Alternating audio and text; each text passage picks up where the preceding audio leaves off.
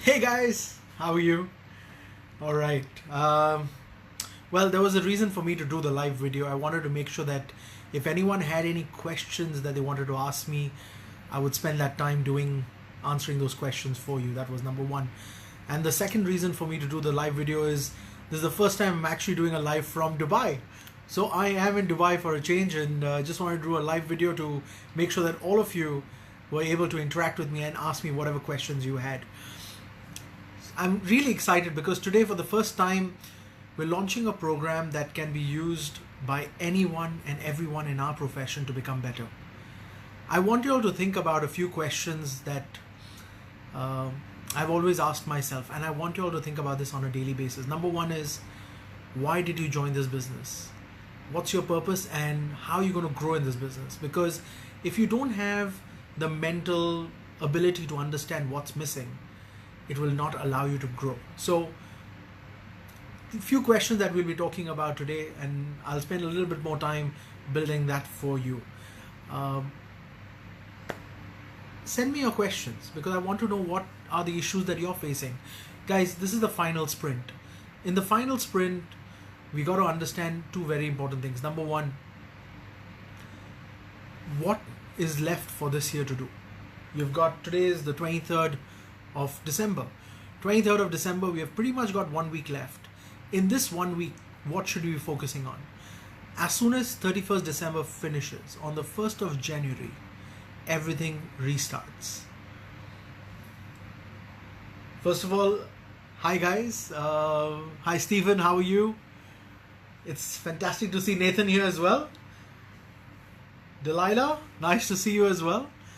I'm so glad you guys could make it online.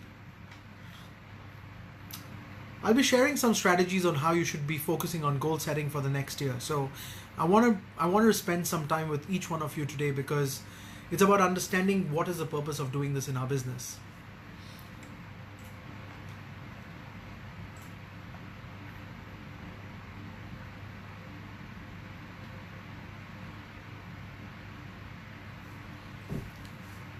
Guys, in the last 1 week of this year, I need you all to focus on something very important. Number one is now focusing purely on underwriting. All the cases that you have submitted, getting them approved is going to be your most important task. Holidays will officially start in the next few days. Once the holidays start, it's very difficult to get access to reinsurers and underwriters. So make sure that you spend the next 1 week getting all your cases issued. Focus on the details. Don't think you need to do more sales. You have time extra, do sales, but right now focus on getting all the cases that are pending issued, get them out, because very, very important right now. That's one of the reasons why I'm in the office. I'm making sure that all my cases that are pending, I can try and get them issued before the end of the year. Because on 1st of January, everything resets. You see, everything on the 1st of January becomes a brand new business. So this 1 week, 23rd December to the 31st of December, focus on getting your cases issued. We as a profession need to work together. That's the problem, that we as a profession don't share ideas with each other. And that's what I want to do, is get a way that you can understand what I'm doing and build it from there. Hey Mike, good to see you. I hope everything in the Philippines is good.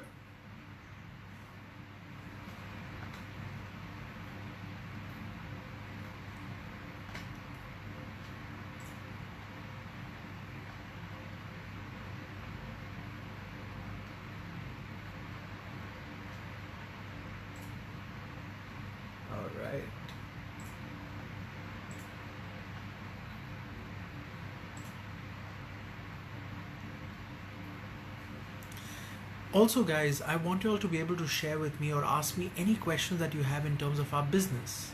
In our business, one of the factors that a lot of people forget to ask me is, Sanjay, what's the strategy that you have used? Now you see, everyone asks me the problems that they have. What they've never asked, or they've asked me, is, Sanjay, how do you build your own business? What is the difference that between the way you sell insurance and the way we sell insurance? So what's that difference? We always get so stuck in our own problems, we forget to learn new strategies. That was the purpose of me setting up the big case closing program. This is the first time I'm ever doing this, is where I'm looking away from what you're already doing and teaching you a new skill set. Every single person in the world knows wealthier clients, but they actually don't know how to position themselves or how to present themselves to these prospects. A lot of people think if I have a good social media profile, that would allow me to become a successful big case closer. Guys, let's get one thing very clear. Majority of the wealthy people in the world don't even have the time to go online to check on who you are. They would have been recommended by someone to work with you. Please understand that yes, you need a social profile, but it doesn't get you the business. It only allows you to be recognized by somebody. When you're working with clients want to know, what do you bring to the table? So what makes you special? What makes you become their trusted advisor? So if you don't have that clarity, that's where the problems start. It needs to be structured, the way you start approaching them. I'll give you a very simple example. Last week, I was meeting with a client. His net worth would be in the excess of about $500 million. Now, meeting him was not the difficult part because I knew exactly where to go to meet with him. But after you meet him, what's the conversation that you should have? That's a problem that we have. How do you start that conversation? What is the next thing? Because one of the things they will tell you is, Sanjay, I have everything. I have money, I have real estate, I have businesses, I have investments, I've got guys who are managing my portfolio, I get returns from those portfolio. Why does my family need insurance? You need to be able to answer those questions very quickly. You need to be able to position why they need you more than anybody else. And if you can't get that across, we've already lost those clients. But it's a very structured process. And that process is what I want to teach and share with each one of you. That was the whole purpose of setting up the Big Case Closer program. That's the only purpose, because each one of us is already working hard. We're already meeting as many clients as we can. But we stagnate in terms of our revenue. We end up getting stuck where we have reached. How many clients can you meet in a day? There's a limit to that. Physically, there are only so many clients that you can meet. And physically, you need to know what your limitations are. So from a physical perspective, let's say I can meet 6 people in a day. I can't push that. I can maybe push that to 7, but I can't push that to 60 people in a day. So how does my revenue increase? If my revenue does not increase by meeting more people, it has to increase by case size. So if I have to increase my case size, what's the skill set that you require to increase case size? Because your product is not different. Your product is exactly the same. How does your case size increase? Why would a rich person buy insurance? I want you all to spend a little bit more time writing down these questions, because these are questions that I want to answer for you. These are questions that you need to have answers for and believe in them. Because if you don't believe in these answers, you will never be able to have that interaction with your clients. Hi Basant, you've asked a very interesting question. How to start talking about insurance with new people? Now, guys, if you know my process, that's what I talk about. The process of starting a conversation. The process of starting a conversation is twofold. Number one, you can either start a conversation by using a case study, something that you've already done for an existing client. Hi, Mr. Client. I was just working with this family. Don't mention family names. Privacy and confidentiality is a very important part of our business. But I was just working with this family. And when I was talking to this family, I found out that they had these risks, and this is what I did for them. It's a case study. That's one way of starting a conversation with a new person. The second way of starting a conversation with a new person is by using a concept presentation. Giving them a concept that they would have otherwise not thought about. So why do they need to buy insurance? You need a very, very important concept. So Basan, that's a very important question. How to start talking with new clients? Number one, let me summarize it for you. Number one is you use a case study. Number two is you use questions as a way to present a concept presentation. Now,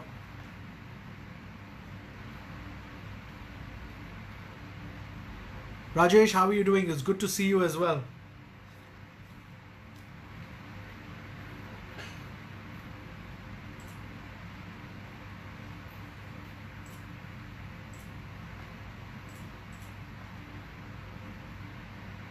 Okay. I'm just making sure I don't miss any of your questions. Rajesh, you want a book of mine? Fantastic. All right. Which book do you want, Rajesh? That's even more important question. Guys, a lot of people have asked me, Sanjay, which book should I start with? Or which book should I buy? Something that I'm going to do. Anyone who signs up today for the Big Case Closer program, the first 20 guys who sign up, I will make sure that you get a full book set from my side as a gift. And the reason for me to do that is because I want you all to have your basics clear. There are two levels in our business. Number one is getting your basics in order. Once you have built the basics, the next step is making sure that you understand how to grow your business. Now, there's a very interesting question that Kareem has asked. How do you sell insurance to businessmen who believe they have everything and don't need insurance? That is exactly the reason why I had to start this program, because even though the answer of this question is so simple, most of us don't know how to present it. And I need to spend time teaching you how to present exactly the answer to this question. How do you sell insurance to a businessman who believes they have everything and don't need insurance? But the interesting thing is that's the same belief that business people have, even if they have $10 million or $1 billion, they have exactly the same belief. How can it be not different? You have $10 million, the way you work is very different. You have $1 billion, the way you behave is very different. So if there's so much difference, why do they still believe they don't need insurance?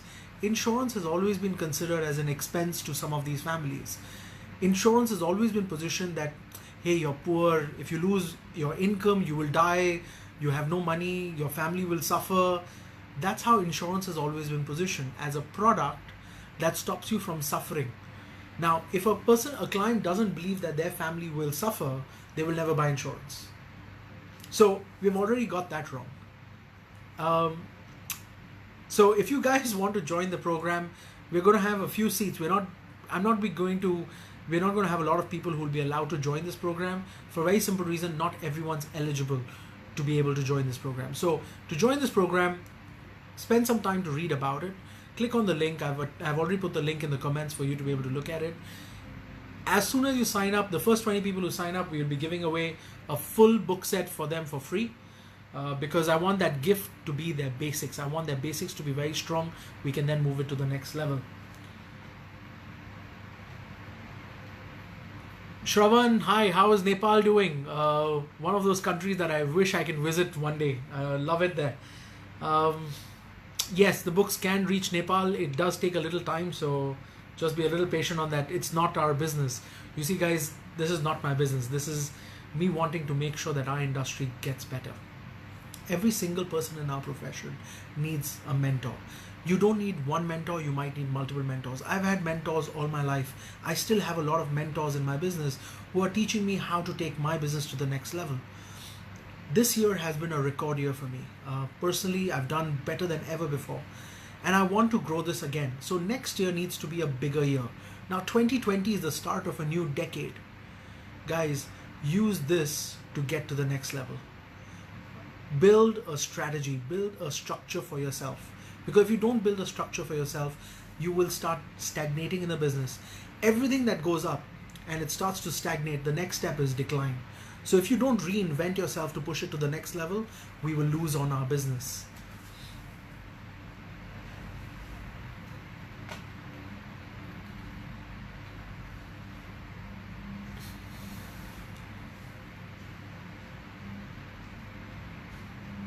Okay, Nathan, you have asked a very interesting question. How is a buy-sell agreement a concept for high net worth segments work? Okay, so if we talk about buy-sell agreements, right? One of the key factors in a buy-sell agreement is understanding two things. Number one, a buy-sell agreement is primarily when there's a partnership. So let's say you and I are partners. If something happened to me, how would you pay my family? So think about this. So you and I are partners. Something happens to me, I fall sick or I pass away. My family then becomes a legal heir to my share of the business. When they become a legal heir to my share of the business, two things happen. Number one, they have the right to liquidate their shares. That's one. Number two is they will then start interfering with the business. They might not be your best partner. They might not be quality control in terms of quality, good quality for your business. So what happens is your business starts to suffer. That's number one. Now, the second thing they can do is liquidate your shares. If they liquidate your shares, then what happens to the value of the business?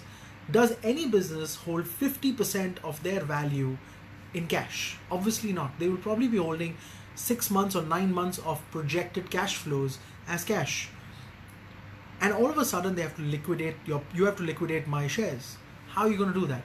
So a buy-sell agreement basically protects you in two ways. Number one, a buy-sell agreement ensures that there's enough cash in the company to be able to buy the shares out or take an exit from the company. You have to learn to understand few concepts. Number one, liquidation of companies. Number two, inheritance of shares. Number three, once you understand the legal aspects to this, it's now talking about how do you use insurance to sort that legal risk or that tax liability or the inheritance liability that the family has. So if you have understood what I do with estate planning, I avoid getting into conversations that are talking about insurance. I avoid talking about tax. I avoid talking about legal aspects. However, you should have the knowledge to handle it.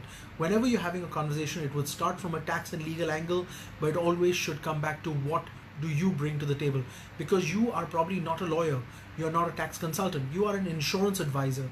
So as an insurance advisor, what is a probable way of using life insurance as a tool to handle buy-sell agreements, inheritance, tax planning? You need to understand them, but you are not the one who will execute them, except the risk part, which is the insurance part.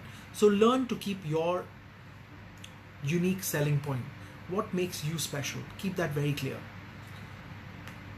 You're also asking a very important question, which is a buy-sell agreement efficient for businesses where partners are husband and wife or father and son? Absolutely yes. A business might have a liability, and those liabilities could be co-signed. So it could be a liability that's been signed between a husband and a wife. How are you going to offset that liability? Having a buy-sell agreement allows you to buy out all the shares so that no one else can dispute it. One of the things that does happen is when a person passes away, it goes into liquidation. When it goes into liquidations, you have to prove inheritance. You have to prove you have to get certificate of inheritance from the court. You might have to even apply for a probate in certain countries. So having a buy-sell agreement, even between a father and son, make sure that the son inherits all and it doesn't go to a third party. You could have disputes between families, so making sure that the disputes are resolved. It's a legal concept, but you need cash to handle it. That's what insurance plays a role in. It brings cash into the family, which otherwise didn't exist.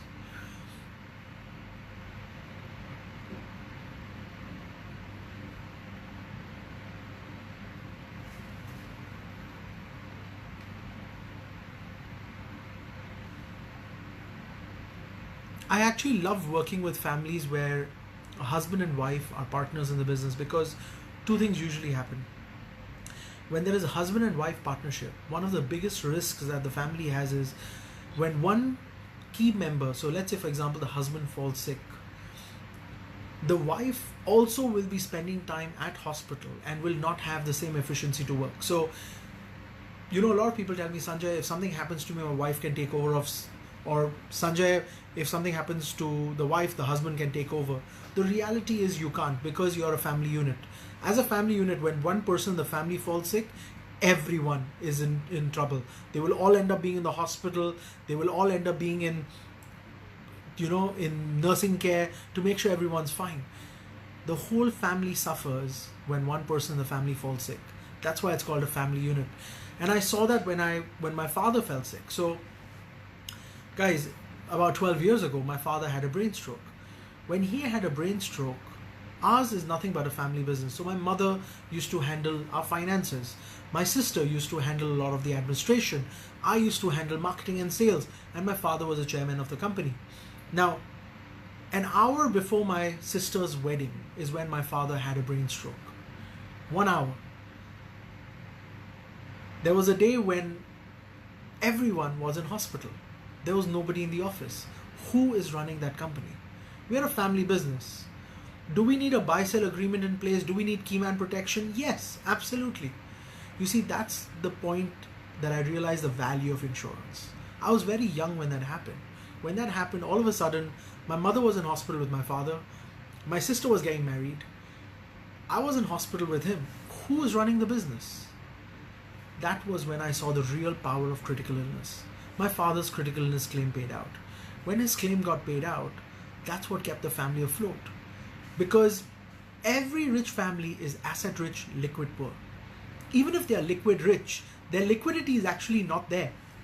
So, I met with this family that said, Sanjay, we are liquid rich. Well, in reality, they had a lot of investments, which was with banks, but all those investments had some leverage. It was not liquid. So just because they have a lot of bank balance, they think they have liquidity. The truth is, when you fall sick, all of a sudden your liquidity just dries up. You have liabilities against them which you were not even aware of.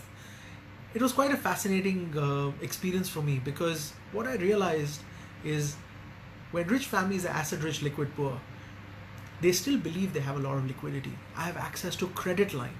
But that credit line is only valid if you are healthy, if you are there. If you're not there, that credit line is zero. It's quite exciting when you work in markets like this. So when you're working on the big case closer program, the reason for me to structure that is insurance is a very dry subject. How do you make that a fun conversation? That is a skill set, and that's a skill set that I want to pass on to you. Making insurance fun. Insurance is not a profession that people join because that is their dream job. They usually join because they're still trying to figure out what they want to do with their life. And that's truthfully how I joined. I joined because it was a passion overflow from my father to me. My father has been an insurance advisor for many years. Successful, 36 years top of the table member. And it was a passion overflow. He convinced me that this is the right business, but it's not how everyone joins. Now, when I joined, was that my motivation? Yeah, it was to earn money. That's how you join this business. So if you don't become successful in this business, you will think this business is not for you. So I need you to identify what's the purpose of you to join this business. There was a very interesting case that I'm working on currently. And that case is about this guy, very successful business owner. And he's worried that his children will not be able to appreciate the money that he's going to leave for them. Now that's a very big problem that they have. That he's not sure what the children will do with that money. He's not sure whether the children will just blow it away or whether they will use it for investments. And he asked me to do something for him. He said, Sanjay, I need you to do 3 things for me. Number 1 is, if I fall sick, I need money. Number 2 is, I don't want to leave my children with all the assets. I want to leave them with cash flow. So can you do something in a manner that every month they get some money which they can use? That was the second thing that he asked me to do. And the third thing he said is, Sanjay, I need you to help me put together a strategy that my loyal staff doesn't leave me. So there are these certain key people in my company who I need to have the company continue working. How do I make sure they don't leave me? So one of the strategies that I did for him was I put together on Keyman Insurance. So that was one way to, protect the key people. But I put in an incentive program on how he can use insurance as a way to incentivize his employees, the key employees. Number 3 was we put together a structure where he would get a guaranteed payout every month. And the 4th thing that we did was we got him an income protection plan. So you see how insurance plays such an important role in a person like this. This guy's net worth would be in excess of about $100 million. Guys, the rich people have very similar issues, but each rich family will give you a different perspective to how insurance can be used. So I want you to think about the very different creative ways of saying how insurance can be used. So how can you use insurance? Once you have got that clear, it allows you to get to the next level. I've never done a program so unique. Every program so far that I've done has been on general financial planning, has been on how to sell insurance, how to speak to a client. I've never run a program which is specifically only for high net worth clients. How do you close bigger cases? And the reason why I've never run that program is there are certain prerequisites to this program. I need you to have a strong base in closing the regular cases. I need to have a strong base in being able to give advice to clients. Once you have become a good advisor, the next step is how do you grow your case size? So I've never done a program like this for that reason, because very rarely have I seen people who have built a strong base of giving good advice. Giving good advice is not about how much money you make, but can you give me the right advice? If you have become a good advisor, then the next step is how do you increase your case size? Case size will only change when you understand the skill set that's required when you speak to clients like this.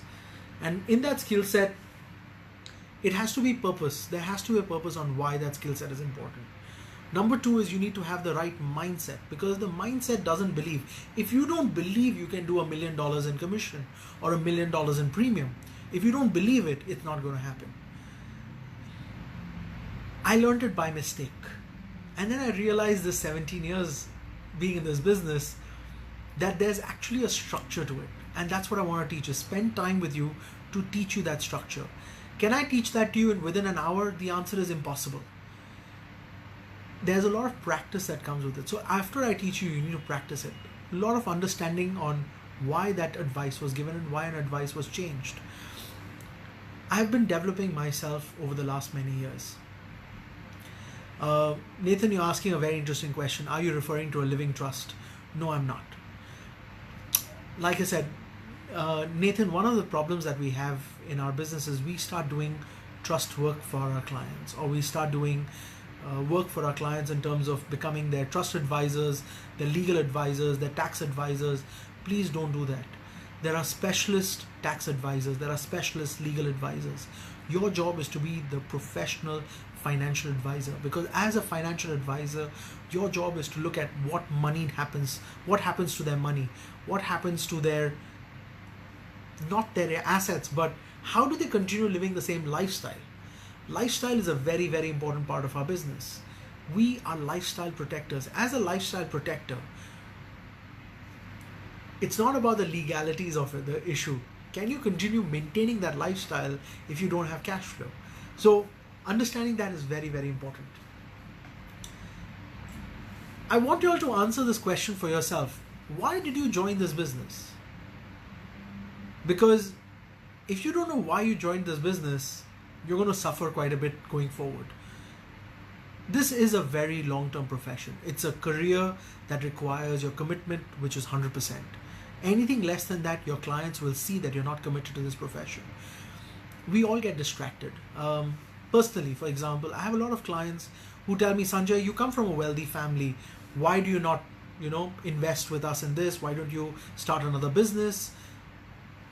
We all get distractions. The question is, do you deviate from what your core business is? I've always been told, Sanjay, why are you doing insurance? It's not the best perceived job in the world, right? You could be anybody. Why sell insurance? The world is a very skewed place. Do you realize a lot of motivation in the world comes from people who started with nothing and became somebody? So they will always say, he started with nothing and today look who he's become. What happens to those people who start with everything and then they want to become something? There's a problem there. There's a huge gap. There's a lot of children who are inheriting a lot of wealth. When they inherit that wealth, just because no one recognizes them for that wealth, they start taking risk with that wealth. And when they start taking risk with that wealth, they can either make it very big or they can lose all of it. Those are the type of clients that I'm currently working with. I'm working with clients who are already wealthy and their kids will inherit a lot of wealth. What are those clients supposed to do? How are those kids going to build a reputation for themselves or build an image for themselves? I want you to think about this. We have always spoken about the rags to riches story. Poor guy became rich. What about the rich? The rich guy who became richer. So the other story that we hear is the rich guy who became poor. The other story is the poor guy who became rich. What about the rich guy who became richer? Who talks about them? Nobody. So what happens in the process? There are two things people work for sometimes, which is money, fame. Two very strong motivations to work, money or fame. If money is not your motivation, then probably fame is.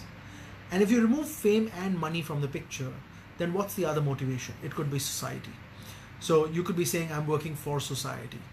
Well, if you're working for society, you will automatically get fame. Now, when you're working for society, are you going to use up all your capital, or do you want to earn money and then use for society? So you see, there are so many permutation combinations that come into play. Can you have this exciting conversation with your clients? To have this exciting conversation, you need to know what type of presentations to do. You need to understand the different ways people think, the different ways that rich families think. Understanding that mindset is very, very important. So, okay, there's a question that's come in, is how to handle objections, which is a rich prospect that requests quotations from a financial advisor. I want you to think about this. When you buy a property, does the real estate agent give you a projection on how the property value will increase or how the rental income will be? I want you to think about it. The second thing is, when you go to a doctor and they give you a treatment plan, do they give you a projection on how your treatment plan will work? No, they verbally explain it to their patients or to their clients. A quotation is the only purpose of having a quotation is to put a dollar figure to what they are looking at buying. So for example, I have a client who's buying, let's say, $10 million. When a client is buying $10 million and they tell me, Sanjay, can you give me a quotation for it? Well, the quotation is approximately 1%. All right. Can you give me that in writing? Yeah, sure. I'll send you an email. Your price for a $10 million policy is approximately 1%. Enter. Send. No. People give me bigger quotations. You're buying life insurance. You die, I pay. That's the terms and conditions. You have to die. There is no other way to die. So you either die 100% or you don't die. There is no 50-50. There's no 99-1%. You're not 99% dead. You're either 100% dead or you're not dead. That's it. And if you die, I pay the 10 million to your family. No. But what about projections? What projection would you like? You see, one of the things that we have to understand is every quotation that you give to a client is already a lie. Because till the underwriter does not agree on the quotation, till the policy is actually not issued, the quotation doesn't have any value. It's only a number. And when a client tells you, can I have a quotation? They're basically trying to tell you, I don't trust the word you say, I want it in writing. Well, give it to them in writing. Give them exactly what you said in writing. Don't be scared about giving good advice. If you are giving correct advice, your clients will work with you. That's one of the major things that a lot of people forget is your clients, if they don't trust you, they will keep telling you, send me quotations, let me do comparisons. That just means there's not enough trust that's been built. To build trust, you have to clarify why they should work with you. Why should they even buy insurance? Satish, you've given a very interesting question. I don't have sufficient clients list. How do I increase my clients list? Satish, one of the ways to handle that is you need to work on what we call the recommendation principle. You have an existing base of clients. Your existing base of clients will recommend you other clients if you understand the strategy. So there are two things you have to answer when you're asking for recommendations. The number one thing that you have to answer is, what is the type of client you like to work with? Obviously, you don't want to work with just anyone and everyone, right? You want to work with a certain type of client. So you need to first of all write down, guys, you can take a paper and pen and you probably want to write this down. Number one is, what is the type of client you like to work with? So once you have that clear, the type of client you like to work with, that's the type of client you ask for. Number two is, how would you like to be introduced? You see, a lot of us don't even know how our clients should introduce us. So let's say, for example, you called up a client and you said, do you know what I do? And they will not be able to give you a very good answer. They'll probably just say, yeah, you're my insurance agent, or you're my relationship manager, or you're my wealth advisor, or you're my financial advisor. That's pretty much what they will say. Now, how many people are excited to meet other financial advisors? Think about it. So let's say your client recommends you to one of their friends and says, I want to recommend you to Satish. Satish is my financial advisor, is a fantastic guy. That's the thought process that we've all been living with. Who is excited to meet a financial advisor? No one. Let's get one thing very clear.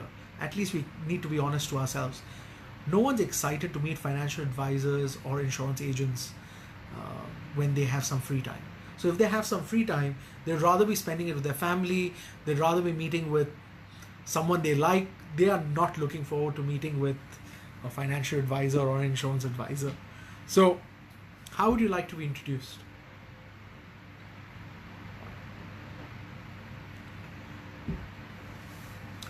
So 2 questions. Number 1 was, what is the type of client you like to work with? Number 2 is, how would you like to be introduced?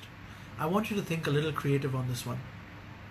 Don't use very fancy words. So I know I've heard people say, I'm a financial doctor, I'm a financial engineer, I'm a financial builder, whatever. Don't be very creative. Be simple. In today's world, the more simple you are, the more successful you will be. Simplicity is a very important part of our business. We have made our concepts so complicated that a lot of our clients don't even understand what we talk sometimes. And every time we've had a complicated conversation, they will spend so much time saying, I'm going to think about it, or I need to do some research about it. Let me do some comparison. Let me speak to a few people. You will never end up actually having a proper conversation. Guys, keep it simple. Because if you don't keep it simple, you're going to have a problem. Concepts of insurance are already very complicated. You need to make them simpler for your clients to understand. If you don't have enough clients, go out and meet people. That is a very basic problem. Guys, in our business, if you are not able to find good clients, if you're not already working with a decent client base, you have a basic problem in place. Sort that out first. Now, the interesting thing is, every guy that I meet has always told me, Sanjay, I have access to a wealthier client base, but I don't know what to sell to them, or I don't know how to sell to them. What should I talk? How should I start that conversation? What product do they need? What is the risk they have? I mean, seriously, they're so rich. What risk do they have? They have all the money in the world. They can fight battles. They can, buy anything they want. How do you work with clients like that? There's a very different strategy for that. And that's what I wanted to cover in the big case closing program. Put together a strategy that I want you to use once you have a decent client base. So I'm not going to spend much more time on this, but I want you all to spend a little time with yourself to understand what is the next thing that you want to do.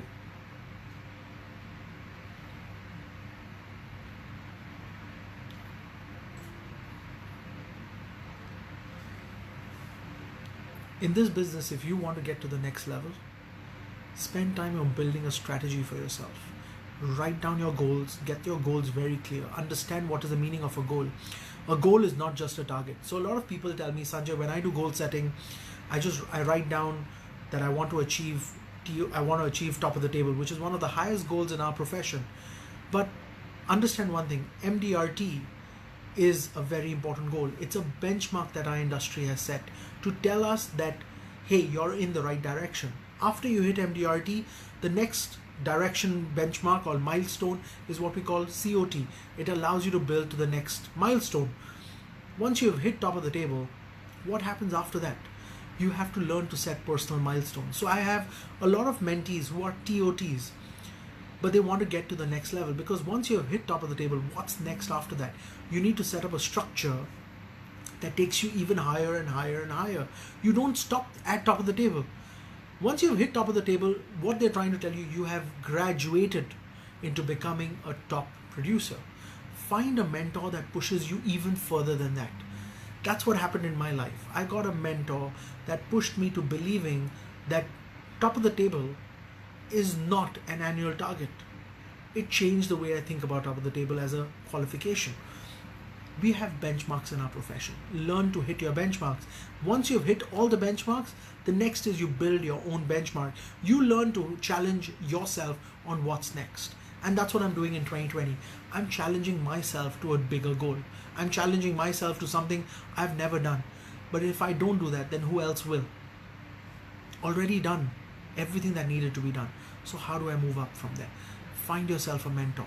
Build yourself a mentor that will allow you to grow with them. Every single person in our profession is suffering on exactly the same problems. If you read the objections, right, we all get similar objections. If you think about insurance products, we all have very similar products. The difference between product A and product B will be so small that that's an insignificant difference. So guys, it's not about the product. It's us. We as a profession, we as advisors have to grow our capabilities. We as advisors have to invest in ourselves. We as advisors have to grow our skill set. And when we do that, that's the very point where you grow. Spend some time. I want you all to spend a little bit more time to understand it's not about social media. A lot of people tell me, Sanjay, I'm doing a lot of social media branding and that social media branding will get me business. It does not get you business. Please get that very clear. It allows you to build a brand online, but it doesn't bring you business. I have had 0 clients that have come through me through Facebook. I have 0 clients that have come through me through Instagram.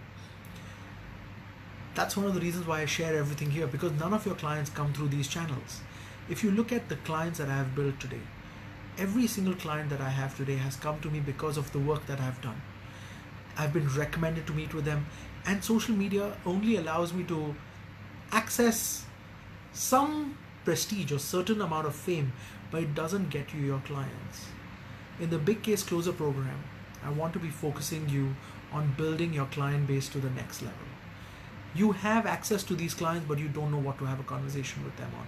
That's what I want to do. So if you're excited to grow your business to the next level, join the program. Guys, it's the end of 2019. It is the end of a decade. We're starting 2020. It's a brand new decade. Let's get to the next level together. So I'm going to say goodbye here. It's been a pleasure spending this time with you. If you have any questions, do send them across to me. I'd love to answer them for you. I personally try and answer every question that comes through. The first 20 guys who register, which I think, the first 20 guys who register for today's program will get a full book set for free. That's a gift from my side to make sure that you've got your basics out of the way, and then we can move to the next level. Thank you very much for joining me in this live. And hey guys, it's really the first time I've done my live in Dubai, and it's super exciting. So great to see all you guys. Take care.